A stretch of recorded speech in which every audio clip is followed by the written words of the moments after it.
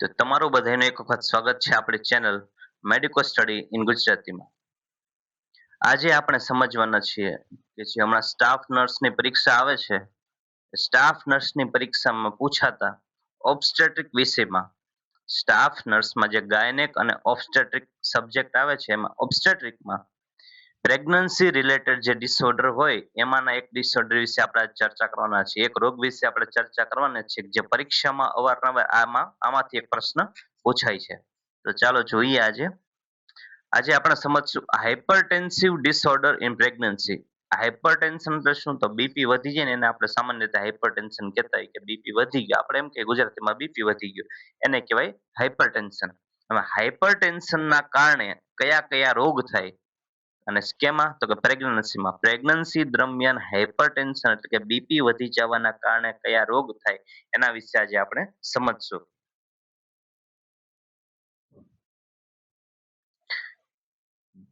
તો એનાથી ત્રણ જાતની એક છે મેડિકલ કન્ડિશન થઈ શકે. મતલબ આપણે એમ સમજીએ કે ત્રણ જાતના રોગ થઈ શકે એવું મનમાં અત્યારે રાખીએ.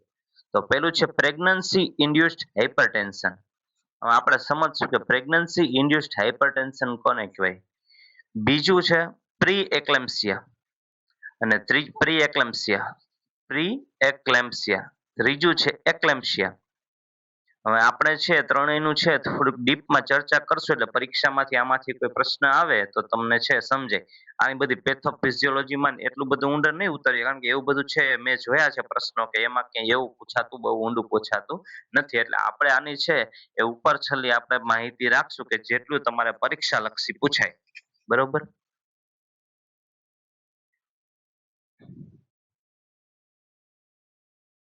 તો હું શરૂ કરીએ. પહેલું છે પ્રેગ્નન્સી ઇન્ડ્યુસ્ડ હાઇપરટેન્શન એટલે શું? તો કે પ્રેગ્નન્સીના કારણે કોઈ પણ સ્ત્રીમાં હાઇપરટેન્શન જોવા મળે એને કહેવાય pregnancy induced hypertension.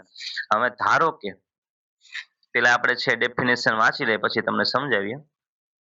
An absolute rise of blood pressure of at least 140 by 90 mmHg if the previous blood pressure is not known, or a rise in systolic blood pressure of at least 30 mmHg, or rise in diastolic pressure of at least 15 mmHg over the previously known blood pressure is called pregnancy induced hypertension. હવે આપણે સમજીએ કે pregnancy induced hypertension કોને કહેવાય. તો ધારો કે તમારી પાસે કોઈ દર્દી આવે છે, સ્ત્રી આવે છે પ્રેગ્નન્સીમાં, તો એ પ્રેગ્નન્સીમાં તમે એની હિસ્ટ્રી લ્યો છો, તમારી પાસે જ્યારે આવે છે એન્ટીનેટલ કેરમાં ત્યારે અમે એની હિસ્ટ્રી લ્યો તો તમને ખબર પડે છે કે આ સ્ત્રી છે તદ્દન હેલ્ધી હતી અને કાંઈ વાંધો નહોતો. પણ જ્યારે એને પ્રેગ્નન્સી રહી ત્યારે તમારી પાસે ચેકઅપ માટે આવે એટલે તમે જોયું કે એનું બ્લડ પ્રેશર છે ને એ સામાન્ય રીતે બ્લડ પ્રેશર કેટલું હોય આપણે સમજતા હોય કે સિસ્ટોલિક હોય ને 120 હોય, ડાયસ્ટોલિક હોય ને 80 હોય. આપણે જનરલી એવું માનતા હોય કે સિસ્ટોલિક હોય એ 110 થી લઈને 130 સુધી ઉપરનું સામાન્ય હોય, પણ આપણે એવરેજ કેટલું ગણીએ કે ઉપરનું 120 ગણીએ. સિસ્ટોલિક 120, ડાયસ્ટોલિક 80 એટલે 120/80 mmHg હોય બ્લડ પ્રેશર, તેને આપણે નોર્મલ ગણતા હોય. તો કોઈ પણ સ્ત્રી, પ્રેગ્નન્ટ સ્ત્રી એટલે કે પ્રેગ્નન્ટ વુમન તમારી પાસે ક્લિનિકમાં આવે અથવા તો તમારે એસેસમેન્ટ માટે તમારી પાસે આવે જ્યાં ત્યાં સરકારી હોસ્પિટલ સીએચસીમાં, તો હવે તમે એની હિસ્ટ્રી લો તો તમને ખબર પડે કે પ્રેગ્નન્સી પહેલા આ સ્ત્રીનું જે બ્લડ પ્રેશર છે એ નોર્મલ હતું. મતલબ કે 120/80 જેવું હતું. 120/120/80 જેવું હતું, મતલબ કે નોર્મલ હતું. પણ અત્યારે જ્યારે તમે એનું બ્લડ પ્રેશર માપ્યું ત્યારે 140 સિસ્ટોલિક અને ડાયસ્ટોલિક 90 જેટલું હતું અથવા તો એથી વધુ હોય તો એને કહેવાય પ્રેગ્નન્સી ઇન્ડ્યુસ ડાયાબિટીસ. હવે ધારો કે તમારી પાસે મતલબ તમે પહેલી વખત એનું છે એ એન્ટીનેટલ ચેકઅપ કરો છો, પહેલી વખત એનું બીપી માપો છો અને 100 પ્રેગ્નન્સીમાં, અને એ એમ કે છે કે મને પહેલા હતું નહીં, કઈ મને હાઇપરટેન્શન હતું નહીં, મતલબ કે એને બ્લડ પ્રેશરની કાંઈ તકલીફ હતી નહીં. પણ તમે જ્યારે પહેલી વિઝિટમાં માપો છો અને જો એનું બ્લડ પ્રેશર છે એ 140/90 mmHg અથવા તો એનાથી વધુ આવે તો એને કહેવાય પ્રેગ્નન્સી ઇન્ડ્યુસ્ડ હાઇપરટેન્શન. હવે માની લ્યો કે તમારી પાસે કોઈ છે રૂટીન ચેકઅપમાં આવે છે, મતલબ કે પ્રેગ્નન્સીમાં પણ તમારી પાસે ચેકઅપમાં આવતું હતું. હવે તમારે એની પાસે જ્યારે તમારી પાસે પ્રેગ્નન્સીમાં આવતું હતું ચેકઅપ માટે, એન્ટીનેટલ ચેકઅપ માટે, તો એનું બ્લડ પ્રેશર કેટલું રહેતું? તો કે 120/80 રહેતું હતું. એટલે એ મતલબ કે નોર્મલ હતું. પછી અચાનક બીજી વિઝિટમાં આવે ત્યારે એનું બ્લડ પ્રેશર છે એ 30, આમાં જો વ્યાખ્યા પ્રમાણે કે સિસ્ટોલિક બ્લડ પ્રેશર 30 વધવું જોઈએ. હવે ધારો કે ત્યારે ઈ સ્ત્રીનું બ્લડ પ્રેશર છે 120 હતું, એની જગ્યાએ 150 આવે, અને ડાયસ્ટોલિક પ્રેશર કેટલું, તો કે આપણે માપ્યું ત્યારે 80 હતું, પણ તમે આવો જ્યારે તમારી પાસે બીજી વાર ચેકઅપમાં આવે ત્યારે 9500 આવે, મતલબ કે 15 જેટલું વધુ આવે ડાયસ્ટોલિક પ્રેશર, અને સિસ્ટોલિક પ્રેશર 30 જેટલું વધુ આવે. જે તમને ખબર જ હતી કે આ વ્યક્તિનું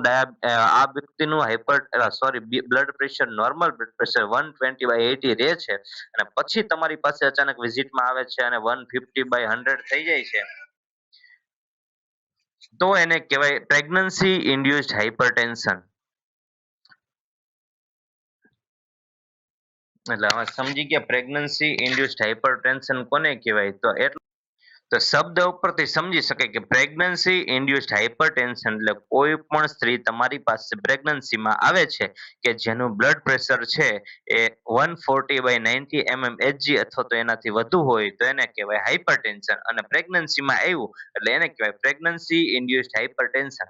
પહેલા એને કઈ હતું નહીં, પણ પ્રેગ્નન્સીમાં આવ્યું એટલે એને કહેવાય પ્રેગ્નન્સી ઇન્ડ્યુસ્ડ હાઇપરટેન્શન. હવે બીજી ટર્મિનોલોજી આપણે સમજીએ કે પ્રી એક્લેમ્પસિયા એટલે શું? Pre eclampsia. તો પ્રી એક્લેમ્પસિયા શું છે એ સમજીએ. તો pre eclampsia is a multi system disorder of unknown etiology characterized by development of hypertension to the extent of 140/90 mmHg or more with proteinuria after the 20th week in previous normotensive and non-proteinuric woman. હવે આપણે અહીં સમજીએ કે pre eclampsia એટલે શું. તો pre eclampsia એટલે ધારો કે કોઈ પણ સ્ત્રી તમારી પાસે આવે છે અને પ્રેગ્નન્સીમાં તમે એનું જોવો છો કે એનું બ્લડ પ્રેશર કેટલું છે, તેનું બ્લડ પ્રેશર 140/90 છે, મતલબ કે આ સ્ત્રીને હાઈપર ટેન્શન છે. આ સ્ત્રીને હાઈપર ટેન્શન છે. અને બીજું કે ધારો કે એ સ્ત્રીમાં પ્રોટીનુરિયા જોવા મળે છે. હવે પ્રોટીનુરિયા એટલે શું? તો પ્રોટીનુરિયા એટલે abnormal high level of protein in urine exceeding 150 milligram per day. હવે જનરલી છે ને એ પ્રોટીન છે ને એ પ્રોટીન આપણા શરીરમાં તમને ખબર જ છે કે હમણાં જે છે એસએમસી ની પરીક્ષા છે ને એમાં પ્રશ્ન પૂછાણો કે શરીરના બંધારણ માટેનો જરૂરી ઘટક કયું છે, તો કે પ્રોટીન. એટલે મતલબ કે આપણા શરીરમાં છે ને બધું પ્રોટીન નું બનેલું હોય. સેલ છે, આપણી ઇમ્યુનિટી માટે જે સેલ બનેલા હોય, આખું બોડી બિલ્ડઅપ થયેલું છે, ઓર્ગન બનેલા છે, એ બધું છે ને એ પ્રોટીન નું બનેલું હોય. આપણા મસલ છે પ્રોટીનના બનેલા હોય. તો હવે આપણે પ્રોટીન તો એક શરીરનું બંધારણ છે કે આપણા શરીરનું મુખ્ય ઘટક જ પ્રોટીન છે, જેના થકી આપણું શરીર બનેલું છે.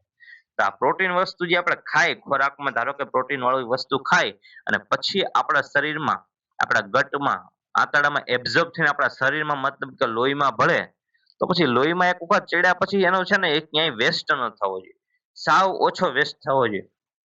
પેશાબમાં ન બરાબર, હા થોડું અમથું પેશાબમાં પ્રોટીન, આખો દિવસનું થોડું અમથું પ્રોટીન છે એ પેશાબમાં આવે, પણ બહુ પેશાબમાં પ્રોટીનનો વ્યય થવો જોઈએ નહીં, કારણ કે પ્રોટીન આપણા શરીરનો મુખ્ય ઘટક છે, અને એ વસ્તુ પેશાબ વાટે નીકળી જાવી ન જોઈએ.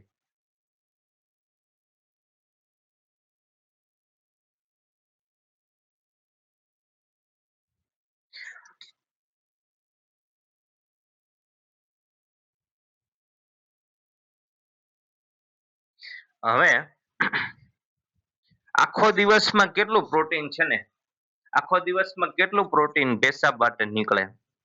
હા થોડુંક નીકળે, બહુ ઝાઝું પેશાબ ન નીકળે જોઈએ. પેશાબ તો આખો દિવસમાં આપણે છે એ 1.5-2 લીટર પેશાબ કરતા હોય, તો આખો દિવસ પેશાબમાં પ્રોટીન બહુ નીકળવું ન જોઈએ, પણ માઇનર અમાઉન્ટમાં થોડુંક અમથું નીકળે. તો કેટલું નીકળે? તો કે આખો દિવસનું 150 મિલીગ્રામ પર ડે નીકળે. એટલે આખો દિવસનું ખાલી 150 મિલીગ્રામ જ પ્રોટીન છે એ નીકળે. પણ હવે જ્યારે એની કરતા વધુ પ્રોટીન પેશાબ માટે બહાર નીકળશે તો એને કહેવાય પ્રોટીનુરિયા. પ્રોટીનુરિયા એટલે શું? તો કે 150 મિલીગ્રામ પર ડે કરતા વધુ જો પેશાબમાંથી પ્રોટીન બહાર નીકળશે તો એને કહેવાય proteinuria. Abnormal high level of protein in urine exceeding 150 milligram per day. એટલે સમજો કે 150 મિલીગ્રામ કરતા આખો દિવસમાં જો વધુ પ્રોટીન છે એ પેશાબ વાટે નીકળે તો એને કહેવાય પ્રોટીનુરિયા. પણ હવે પ્રેગ્નન્સીમાં ધારો કે 300 મિલીગ્રામ પર ડે સુધી આપણે એને નોર્મલ કન્સિડર કરતા હોય, એ ફિઝિયોલોજીકલ છે. થોડાક શરીરમાં ચેન્જીસ થાય, જે કે રિનલ ટ્યુબ્યુલ હોય એમાં થોડાક ફેરફાર થાય, એટલે કિડનીમાં જે રિનલ ટ્યુબ્યુલ હોય એમાં થોડા ફેરફાર થાય, પરમિબિલિટી વધે એટલે થોડું પ્રોટીન છે એ વધુ પ્રમાણમાં બહાર જાય પેશાબ વાટે. એટલે આપણે પ્રેગ્નન્સીમાં કેટલું ગણતા આખો દિવસનું, તો કે 300 મિલીગ્રામ, 0.3 ગ્રામ. એમાં સમજો 300 મિલીગ્રામ એટલે કેટલું, તો કે 0.3 ગ્રામ, 0.3 ગ્રામ. આખો દિવસમાં કેટલું પેશાબ વાટે પ્રોટીન નીકળે પ્રેગ્નન્સીમાં, તો કે 0.3 ગ્રામ જેટલું વધીને નીકળે. હવે ઘણી વખત છે એવું થાય કે પ્રેગ્નન્સીમાં છે ને 1 ગ્રામ, 2 ગ્રામ, 3 ગ્રામ, 4 ગ્રામ એવું બધું પ્રોટીન આખો દિવસનું નીકળી જાય. એક એક દિવસનું છે એ 1 થી 4 ગ્રામ જેટલું પ્રોટીન છે એ પેશાબ વાટે નીકળી જાય. નીકળવું કેટલું જોઈએ, નકરું 0.3 ગ્રામ નીકળવું જોઈએ. એની બદલે કેટલું નીકળે, તો કે 1 ગ્રામ, 2 ગ્રામ. આ બધું જાજુ કહેવાય, તો એને કહેવાય પ્રોટીનુરિયા. એટલે સમજો કે પેશાબમાં પ્રોટીનની માત્રા જરૂર કરતા વધુ હોય એને કહેવાય પ્રોટીનુરિયા. અને પ્રેગ્નન્સીમાં 300 મિલીગ્રામ હોય અને સામાન્ય રીતે માણસમાં 150 મિલીગ્રામ હોય. અને પ્રેગ્નન્સીમાં થોડુંક જાજુ નીકળે, પણ આપણે એને ફિઝિયોલોજીકલ સમજીએ કે એમાં કાંઈ વાંધો નથી. 0.3 મિલીગ્રામ નીકળે તો એમાં કાંઈ વાંધો નથી, પણ એથી જાજુ નીકળે તો એને કહેવાય પ્રોટીનુરિયા. હવે પ્રી એક્લેમ્પસિયા એટલે શું? તો પ્રી એક્લેમ્પસિયા એટલે જ્યારે કોઈ પણ સ્ત્રી તમારી પાસે આવે છે, ધારો કે એને પેલા છે જ્યારે તમે છે એ તપાસ કરતા ત્યારે નોર્મોટેન્સિવ હતી. મતલબ કે એ જ્યારે તમારી પાસે સ્ત્રી આવી, જ્યારે એન્ટીનેટલ ચેકઅપ, એને પ્રેગ્નન્સી તો હતી જ, પણ શરૂઆતના મહિનામાં તમે જોયું તો એ નોર્મોટેન્સિવ, મતલબ કે એને હાઇપરટેન્શન બિલકુલ નહોતું, એનું બ્લડ પ્રેશર સાવ નોર્મલ હતું. અને નોન પ્રોટીન્યુરિક વુમન, મતલબ કે જ્યારે આવી ત્યારે એને પ્રોટીનુરિયાની કાંઈ તકલીફ નહોતી. એના શરીરમાંથી પ્રોટીન છે એટલે જેટલું પ્રમાણમાં બહાર નીકળવું જોઈએ એટલું જ નીકળતું, એટલે એને છે પ્રોટીનુરિયાની તકલીફ હતી નહીં. પણ 20 અઠવાડિયા પછી, એટલે 5 મહિના પછી, 20 અઠવાડિયા પછી જ્યારે અચાનક છે એ 5 અઠવાડિયા પછી અચાનક તમારી પાસે ચેકઅપમાં આવે છે અને એનું બ્લડ પ્રેશર છે વધી ગયું છે, મતલબ હાઇપરટેન્શન છે, પ્લસમાં એ વ્યક્તિમાં પ્રોટીનુરિયા છે, હાઇપરટેન્શન પ્લસ પ્રોટીનુરિયા, તો એને કહેવાય પ્રી એક્લેમ્પસિયા કન્ડિશન. પ્રી એક્લેમ્પસિયા કન્ડિશનમાં છે આપણે લક્ષણમાં બહુ ડીપમાં નહીં જાય કે ભાઈ એમાં શું થાય. તો બીપી વધે એટલે શું થાય, તો કે ભાઈ માથાનો દુખાવો થાય, નોઝિયા થાય, પછી વીકનેસ થાય, આવું અલગ અલગ બધા લક્ષણો જોવા મળે, પ્રોટીનુરિયા જોવા મળે. એટલે પ્રોટીનના કારણે શું થાય, પ્રોટીન પેશાબમાં જાજુ નીકળી જાય તો શું થાય, તો એના કારણે થાય ઈડીમા. હવે ઈડીમા એટલે શું, તો જે પગમાં કે કોઈ પણ શરીરમાં ક્યાં સોજા આવે ને એને કહેવાય ઈડીમા. આપણા પગ છે ફૂલીને દડા જેવા થઈ જાય ને, તમે અડો તો આમ ખાડા પડે, ઘણી વાર ખાડા નોય પડે, ખાડા પડે તો ખાડો પડે એને કહેવાય પિટિંગ ઈડીમા. જો ખાડો પડે તો એને કહેવાય પીટ એટલે ખાડો. તો તમે દબાવો, આંગળીથી દબાવો અને ખાડો પડે તો એને કહેવાય પિટિંગ ઈડીમા. અને જો તમે દબાવો અને ખાડો ન પડે તો એને કહેવાય નોન પિટિંગ ઈડીમા. એટલે આપણા શરીરમાં બે પ્રકારના ઈડીમા જોવા મળે, બે પ્રકારનો સોજો જોવા મળે, એક ઈડીમા અને એક નોન પિટિંગ ઈડીમા અને એક નોન પિટિંગ ઈડીમા. હવે પ્રેગ્નન્સીમાં સામાન્ય રીતે છે એ પિટિંગ ઈડીમા જોવા મળતો હોય, મતલબ કે તમારા પગમાં સોજા આવી જાય, આખા શરીરમાં સોજા આવે પણ વધુ ભાગ પગમાં જોવા મળે, એને કહેવાય ફિઝિયોલોજીકલ ઈડીમા. આ ફિઝિયોલોજીકલ ચેન્જ છે. પ્રેગ્નન્સીમાં થોડાક હોર્મોનના ફેરફાર થાય એટલે એના હિસાબે બાળકનો વિકાસ થાય તો થોડાક ફેરફાર થતા હોય. તો હવે પિટિંગ ઈડીમા શેમાં જોવા મળે, તો કે પ્રેગ્નન્સીમાં પિટિંગ ઈડીમા જોવા મળે, એટલે કે પગમાં સોજો આવી ગયો હોય. હવે તમારે છે ને આંગળીથી દબાવો ને તો તમારી આંગળીનો ખાડો પડે, એને કહેવાય પિટિંગ ઈડીમા. પણ પ્રેગ્નન્સીમાં શું હોય કે જે પીટિંગ ઇડીમાં હોય ને એ આખો દિવસ જોવા મળે, પણ તમે આખી રાત આરામ કરો ને એટલે સવાર ઉઠીને જોવો ને તો પાછા પગમાં સોજા ન હોય. પાછું જેમ જેમ કામ કરો, હલનચલન કરો, એમ ધીમે ધીમે પગમાં સોજા આવતા જાય. પણ તમે છે એ આખી રાત સુવો, 12 કલાક બેડ રેસ્ટ કરો એટલે જે પગમાં સોજા છે એ પાછા ઉતરી જાય. હવે જ્યારે પ્રી એક્લેમ્પસિયા છે ને ત્યારે પ્રી એક્લેમ્પસિયામાં તમે 12 કલાકનો રેસ્ટ કરશો પછી પણ તમે જો તમારા એન્કલ ઉપર, એટલે કે પગ પાસે, એન્કલમાં આપણે ઘૂંટી કહીએ ને પગમાં, એ એન્કલ પાસે જો તમે જોશો તો તમને છે પિટિંગ ઈડીમા જોવા મળશે. મતલબ કે ઈડીમા સવાર પડી તો એ ઓછા નથી થયા. Pitting oedema over the ankles after 12 years bed rest. હવે તમે 12 કલાક આરામ કરો પ્રેગ્નન્ટ વુમન આ 12 કલાક આરામ કરે છતાં પણ બીજા દિવસે સવારે ઉઠે ત્યારે જો પગમાં એમનામ સોજા હોય તો એ સોજા શેનું લક્ષણ છે? તો એ છે પ્રી એક્લેમ્પસિયાનું. નકર જનરલી છે એ સોજો સવારે ઉતરી જાય. એટલે પ્રોટીનુરિયામાં અલગ અલગ છે. પ્રોટીનુરિયાના કારણે શું કામ ઈડીમાં જોવા મળે? તો હવે પ્રોટીન છે ને એ આપણા લોહીમાં છે ને આલ્બ્યુમિન ગ્લોબ્યુલિન હોય ને તો એ છે ને લોહીમાં છે ને પાણીને જકડી રાખે. હવે ધારો કે લોહીમાં પ્રોટીનનું પ્રમાણ ઓછું થાય એટલે કે હાઇપોપ્રોટીનેમિયા. સમજો નુરિયા નથી, યુરિયા હોય તો પેશાબ રિલેટેડ હોય, એમિયા હોય ઇમિયા એટલે બ્લડ રિલેટેડ હોય. મતલબ કે લોહીમાં પ્રોટીનનું પ્રમાણ ઘટે તો એને કહેવાય હાઇપોપ્રોટીનેમિયા. હવે હાઇપોપ્રોટીનેમિયા, હાઇપો એટલે ઓછું, પ્રોટીનેમિયા પ્રોટીન ઓછું થાય લોહીમાં એને કહેવાય હાઇપોપ્રોટીનેમિયા. પણ હવે બ્લડમાં કેમ ઓછું થયું? તો કે પેશાબ વાટે તો બધું નીકળી ગયું. પેશાબમાં બધું નીકળી જાય તો પછી લોહીમાં ઓછું જ થાય ને. ધારો કે કુવામાં પાણી હોય, આપણે ઘરમાં ટાંકીમાં પાણી હોય, તમે નીચે વાપરતા હોય અથવા તો નીચે પાણી એક નળ ખુલ્લો રહી ગયો એનાથી પાણી નીકળતું હોય તો એક સમય તો એવો આવશે ને કે તમારા ટાંકીમાં પાણી ઓછું થઈ જશે. એવી રીતે કે તમારા શરીરમાં પ્રોટીન જો ક્યાંય વ્યય ન થતું હોય તો આપણા શરીરમાં પ્રોટીનનું લેવલ સામાન્ય રહે. પણ હવે પ્રોટીન છે એ પેશાબ વાટે વધુ પ્રમાણમાં જતું જાય છે એટલે પ્રોટીનુરિયા થઈ ગયું છે. એના હિસાબે તમારા લોહીમાં જે પ્રોટીન હોય એ ઓછું થઈ જશે, એને કહેવાય હાઇપોપ્રોટીનેમિયા. હવે પ્રોટીનનું લેવલ ઓછું થાય ને એટલે શું થાય? તો એ પાણીને જકડી રાખે. પણ હવે પાણી છે ને એ બહારની સાઈડ થઈ જશે, જે ઇન્ટ્રાસેલ્યુલર ફ્લુઇડ હોય એમાં વયું જશે. ધારો કે પેલા કેમાં હોય? તો કે બ્લડમાં હોય, પછી જે એક્સ્ટ્રા સેલ્યુલર ફ્લુઇડ હોય ને એમાં બહાર જવા માંડે. મતલબ કે બહારની સાઈડ છે એ પાણી જવા માંડે એટલે એના હિસાબે છે પગમાં સોજા આવે. એટલે પ્રી એક્લેમ્પસિયામાં શું જોવા મળશે? તો પ્રી એક્લેમ્પસિયા તમને છે મેં આ છે પ્રશ્ન હમણાં પણ એસએમસી માં પૂછાઈ ગયો હતો કે પ્રી એક્લેમ્પસિયા એટલે શું? તો પ્રી એક્લેમ્પસિયા એટલે હાઇપરટેન્શન પ્લસ પ્રોટીનુરિયા એને કહેવાય પ્રી એક્લેમ્પસિયા. શેમાં જોવા મળે? તો પ્રેગ્નન્ટ ફિમેલમાં જે જોવા મળે પ્રોટીનુરિયા અને હાઇપરટેન્શન અને ઈડીમાં તો એને કહેવાય પ્રી એક્લેમ્પસિયા. આ પ્રશ્ન છે તમને પૂછાણો તો પરીક્ષામાં એસએમસી માં હમણાં એક્લેમ્પસિયાનો પૂછાણો તો પ્રી એક્લેમ્પસિયા ને એક્લેમ્પસિયાનો. તો એના માટે આ તમને છે ટૂંકમાં ડીપમાં નથી સમજાવતો પણ ટૂંકમાં સમજાવું છું. પ્રશ્ન પરીક્ષામાં તમારે કયું પૂછાઈ જશે? તમે સ્ટાફ નર્સની તૈયારી કરતા હોય તો આ પ્રશ્ન છે ઘણીવાર પૂછાઈ શકે તો તમને આવડવું પડે. એટલે એના માટે છે એ તમને આ થોડુંક ટર્મિનોલોજી વિશે સમજાવું છું. હવે નવી ટર્મિનોલોજી છે એક્લેમ્પસિયા. ઓલું હતું પ્રી એક્લેમ્પસિયા, આ છે એક્લેમ્પસિયા. તો પ્રી એક્લેમ્પસિયા એટલે શું?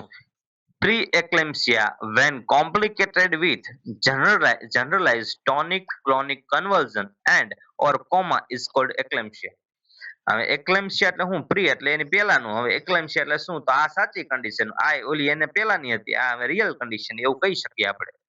પ્રી એક્લેમ્પસિયા કોઈ પણ વ્યક્તિને હોય અને ઈ પ્રી એક્લેમ્પસિયામાં કોમ્પ્લિકેશન મતલબ કે હાઇપરટેન્શન હોય, પ્રોટીનુરિયા હોય, ઈડીમા હોય, આ બધું જોવા મળતું હોય અને પછી એમાં છે એ ભેગું એનું કોમ્પ્લિકેશન થાય એટલે ભેગું શું ભળે?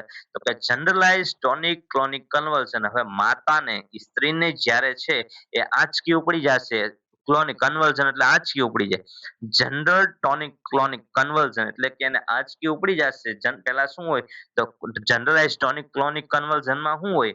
તો જનરલાઇઝ ટોનિક ક્લોનિક કન્વર્ઝનમાં એવું હોય કે પેશન્ટ છે ને પેલા બેભાન થઈ જાય, પેલા છે એ અનકોન્શિયસ થઈ જાય અને જેવું અનકોન્શિયસ થાય પછી એને ખેંચ આવે, ટોનિક, આખું શરીર છે એમ જકડાઈ જાય, ડોળા છે ઉપર ચડી જાય, આઈસ ટર્ન અપવર્ડ, ડોળા ઉપર ચડી જાય, હાથની મુઠ્ઠીઓ વાળી જાય કડક, સ્નાયુ છે હાથ પગના એકદમ ટાઈટ થઈ જાય અને આખું શરીર છે આમ ધનુષ જેવું વળી જાય, મતલબ કે આંચકી આવે. પેલા પેશન્ટ છે અનકોન્શિયસ થઈ જાય, પછી આંચકી આવે, પછી પાછું રિલેક્સ થાય, પછી ક્યારેક પછી કન્વલ્ઝન આવે. એને કહેવાય જનરલાઇઝ ટોનિક ક્લોનિક કન્વર્ઝન અથવા તો પેશન્ટ કોમામાં હોય છે મતલબ કે સાવ બેભાન થઈ જાય તો આ કન્ડિશનને કહેવાય એક્લેમ્પસિયા. આ પ્રશ્ન છે એ તમને હમણાં એસએમસી માં પૂછાણો હતો કે પ્રી એક્લેમ્પસિયા સાથે જનરલાઇઝ ટોનિક ક્લોનિક કન્વર્ઝન અથવા તો કોમા આવે તો વ્યક્તિને ઈ કન્ડિશનને શું કહેવાય? તો એને કહેવાય એક્લેમ્પસિયા. અને આ બહુ ઇમરજન્સી કન્ડિશન છે. આમાં જો ધ્યાન દેવામાં પ્રી એક્લેમ્પસિયામાં જો ધ્યાન દેવામાં ન આવે તો એક્લેમ્પસિયામાં પછી સ્ત્રી અને બાળકને બચાવવું ખૂબ અઘરું થઈ જાય છે. અને થોડા વધુ દિવસ માટે છે હોસ્પિટલાઇઝ રહેવું પડે છે. અને આ કન્ડિશન છે એ પણ બહુ સિરિયસ લાઈફ થ્રેટનિંગ કન્ડિશન થઈ જાય છે. શેમાં? તો કે જો તમે પ્રેગ્નન્સીમાં હાઇપરટેન્શન અને પ્રોટીનોરિયા ઉપર ધ્યાન ન આપો તો. એટલે પ્રી એક્લેમ્પસિયા કોને કહેવાય? તો કે હાઇપરટેન્શન પ્લસ પ્રોટીનોરિયા જોવા મળે અને ભેગું ઈડીમાં, એને કહેવાય. આ બે વસ્તુ જોવા મળે, હાઇપરટેન્શન અને પ્રોટીનોરિયા, એને કહેવાય પ્રી એક્લેમ્પસિયા. પ્રેગ્નન્સી ઇન્ડ્યુસ્ડ હાઇપરટેન્શન એટલે શું? તો કે પેલા કોઈ સ્ત્રી આવે પ્રેગ્નન્સીમાં, એને સામાન્ય બ્લડ પ્રેશર હોય અને પછી 140/90 એનાથી વધી જાય, એને કહેવાય પ્રેગ્નન્સી ઇન્ડ્યુસ્ડ હાઇપરટેન્શન. અને એક્લેમ્પસિયા એટલે hypertension plus proteinuria plus convulsion, generalise tonic clonic convulsion, એટલે એને કહેવાય hypertension plus proteinuria plus coma અથવા તો જનરલાઇઝ ટોનિક ક્લોનિક સીઝર, એટલે એને કહેવાય એક્લેમ્પસિયા. તો આ લેક્ચરમાં આટલું જ છે. આ પ્રશ્ન છે ત્રણેય ટર્મિનોલોજી યાદ રાખજો, કારણ કે પરીક્ષામાં છે એ અવારનવાર પૂછાતું હોય છે. તો આવા નવા નર્સિંગના ટોપિક માટે આપણા જૂના, ખાસ કરીને આપણે જૂના પેપર છે એ બધા આપણી છે યુટ્યુબ ચેનલમાં મૂકેલા છે. અને વારંવાર છે આમાંથી જ પ્રશ્ન પૂછાતા હોય છે. પેપરમાં ને પેપરમાં પ્રશ્ન રિપીટ થતા હોય એટલે આપણા છે પેપર પણ મૂકેલા છે. અને આ જે છે એ ઓબ્સ્ટેટ્રિક અને ગાયનેકના પ્રશ્નો પૂછાતા હોય તો એની ઉપર પણ આપણે વિડીયો મૂકશું કે હમણાં જે સ્ટાફ નર્સની ભરતી આવે છે 150 જગ્યા સુરત, તો એ થોડા જ સમયમાં પરીક્ષા લેવાશે. તો એની માટેની સૌ તૈયારી કરતા હશો તો એની માટે આ છે એ ખૂબ ઉપયોગી બનશે. એટલે વાંચતા રહેજો, નોટ બનાવતા રહેજો. કોઈને કાંઈ તકલીફ કે ક્વેરી હોય તો કોમેન્ટ સેક્શનમાં જણાવતા રહેજો. બાકી લાઈક, શેર અને સબસ્ક્રાઇબ કરતા રહેજો. અને આ ઉપર છે હવે નેક્સ્ટ વિડીયો છે આપણે છે એક ટર્મિનોલોજી ઉપર બનાવશું કે કોને ગ્રેવિડા કહેવાય, કોને પારા કહેવાય, કોને નલી પારા, કોને મલ્ટી પારા, એના ઉપર પણ આપણે એક વિડીયો બનાવશું. અને પ્રેગ્નન્સીમાં જે ચેન્જીસ થાય છે, જે તમને જે અવારનવાર સાઈન પૂછાતી હોય કે કોને સ્ટ્રાયા કહેવાય, કોને લિનિયા આલ્બા કહેવાય, કોને ક્લોએઝમા કહેવાય અથવા ક્લોઝમા કહેવાય, તો એવા જે ચેડવિક સાઈન એ બધું જે તમને પૂછાતું હોય છે એના વિશે પણ આપણે એક વિડીયો બનાવશું જે તમને પરીક્ષામાં પૂછાતા હોય અવારનવાર. બાકી જે આપણા ટોપિક છે અંદર વેક્સિનેશન ને વિટામિન એ બધા પણ જોતા રહેજો, કારણ કે એમાંથી પણ પ્રશ્ન પૂછાય છે. તો આપણા જૂના વિડીયો છે એ પણ જોજો, એમાં આપણે MCQ સાથે સમજાવેલું છે. તો થેન્ક યુ સો મચ.